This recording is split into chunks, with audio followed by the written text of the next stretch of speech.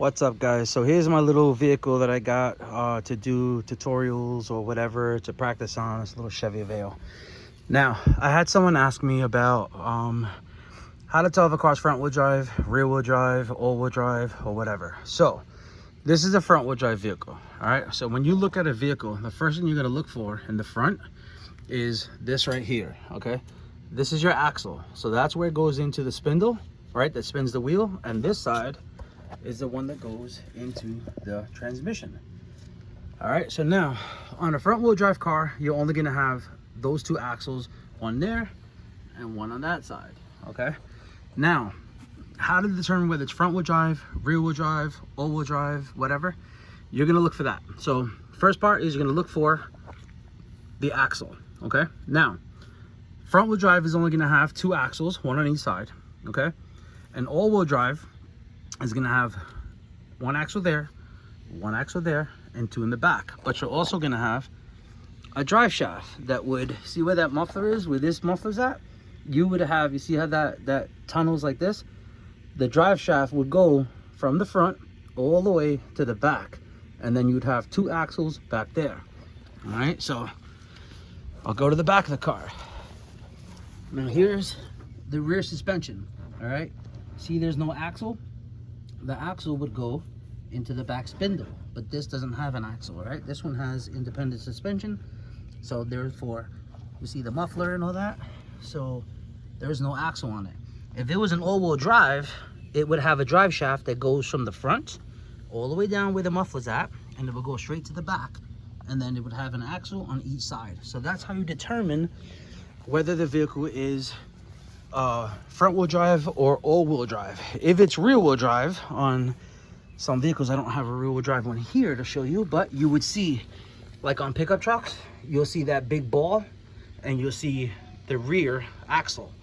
All right, so right there you see how it goes to the rear wheel, straight across to the big pumpkin, and then to the other side. That you'll see that on a 4x4, and some of the 4x4s you would see, you know, two of those like that, depending on the style of the vehicle. Some of them have a different style where it's two axles separate with a forgot what the heck you call it, like a rear differential. So it'll look a little different than that, but it'll be in the front. Some 4x4s have two just like this, but the middle pumpkin that you see right there, that big ball, you would have it off center on one side. So like, let's say a 4x4 Ford pickup truck would have that in the back, and then one just like that but smaller on the side, all right, with a drive shaft coming out it. So that's how you'll determine if it's a 4x4. Now and if it's rear wheel drive, it would be just the back like that, and you would pick up the vehicle from the back, unless you're in a flatbed, then you just throw it on the bed. So yeah, so that's pretty much it as far as what's front wheel drive, rear wheel drive, all wheel drive. Like I said, just look for the axles. If you look at the car and you don't see anything here in the front, like this part's not there and it's just a spindle setup, then it's a rear wheel drive. All right, so front wheel drive would be these axles in the front, rear wheel drive would be the axles in the back, or like I showed you on the back of the wrecker, that rear differential that has a pumpkin on it. Okay, so that's how you determine front wheel drive, rear wheel drive, all wheel drive. Now the next thing I want to talk to you about is hookup points. So some people have different bridles, so you'll have a bridle that will be a J hook like this, and some of them will be a bridle that would have two of these setups on it, which is your grab hook here and your T hook mini J right there. Okay,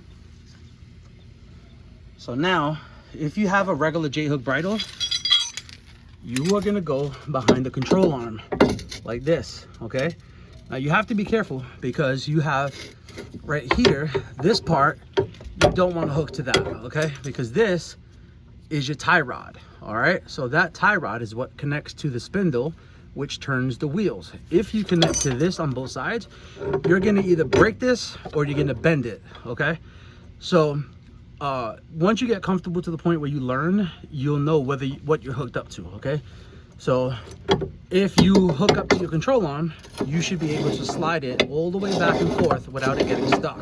Okay, that's how I know when I'm on a control arm. If you hook up here and you go back and forth and you feel like, you know, these threads, you know something's wrong. But always double check. You will just want to make sure. All right, so that's your control arm. All right, and that's how you hook up your J hook. I have the car on the lift, so it's kind of in the way, but you see right here, go like that, come around the back, and now you're on the control arm. All right, so don't grab the axle, don't grab any of the suspension parts. You want to grab the control arm. Now, on most vehicles, you have something called a T-hook slot.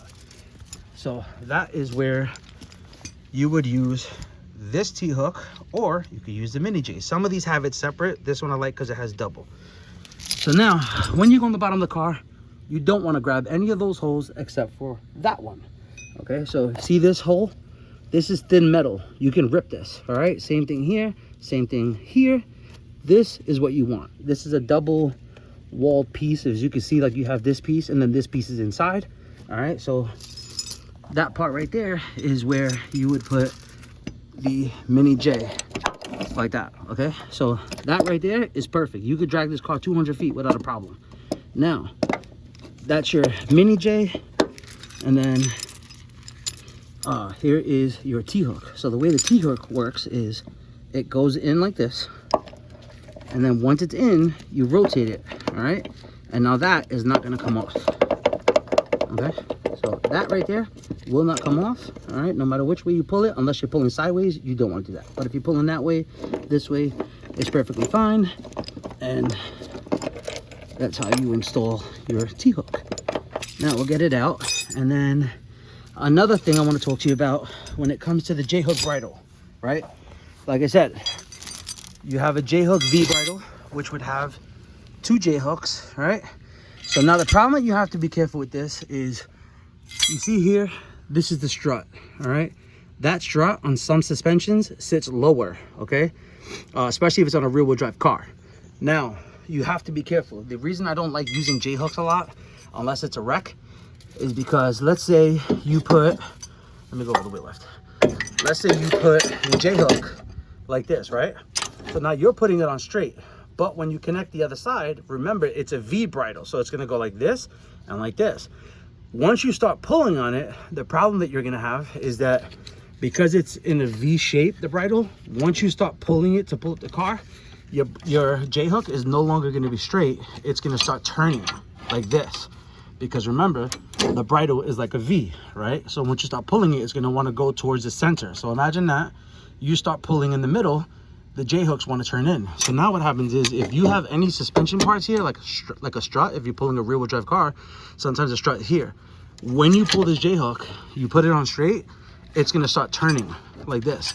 And then it's going to want to slide towards the last part where it'll go to. The J-hook, the tip, is what you want to be careful for, because that tip, you will bend or break something, all right? Another thing too that you want to be cautious of is when you're hooking up with a J-hook bridle, you want to make sure you're not going to catch that boot. I've seen plenty of vehicles that have the boot torn apart because the J-hook bridle will pull up and hit that boot. Like you see when I'm pulling it right now, it's touching the boot. So you want to be cautious. When you do this, you want to make sure that the hook is here and it's not hitting anything. All right, so you see like that right there, you got that little piece of suspension to stabilize the links. You know, you have to be careful that you're not going to grab anything. So you want to go like to the furthest part back, so when it turns, it's not catching anything. All right, so that's very important with the J-hook bridles that you want to be careful for. You do have another hook, which is called the R hook, which is a pretty strong hook. Honestly, in the amount of years I've been towing, I haven't used it much other than on like older like Cadillacs or whatever. See if I can get this one out. I'll grab that one. So this is your R hook here. All right. And the R hook is gonna go like this. All right. You're gonna take it into that hole. You're gonna turn it sideways like you would with a T-hook, right? Then you're gonna put it in. You're gonna twist it, turn it like this.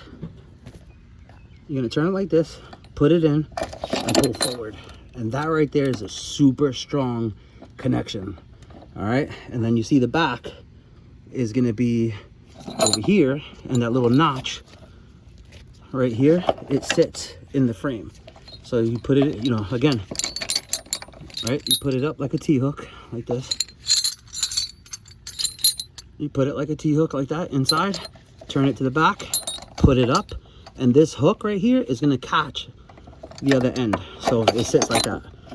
All right, and that is another really good method. You can use them in a lot of different holes, but again, so you have your mini J, how it's separate, and then your T hook, how it's separate, not like the other one where it has both on it.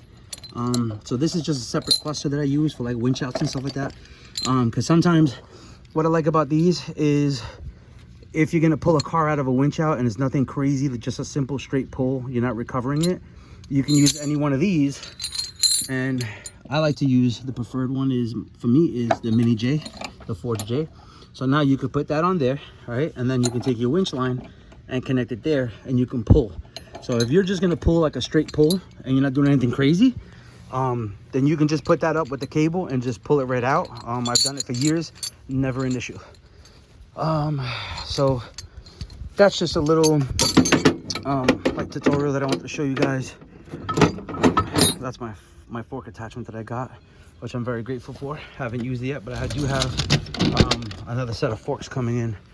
But yeah, if you guys want to know anything else, just let me know. Just trying to give you guys some advice on some stuff.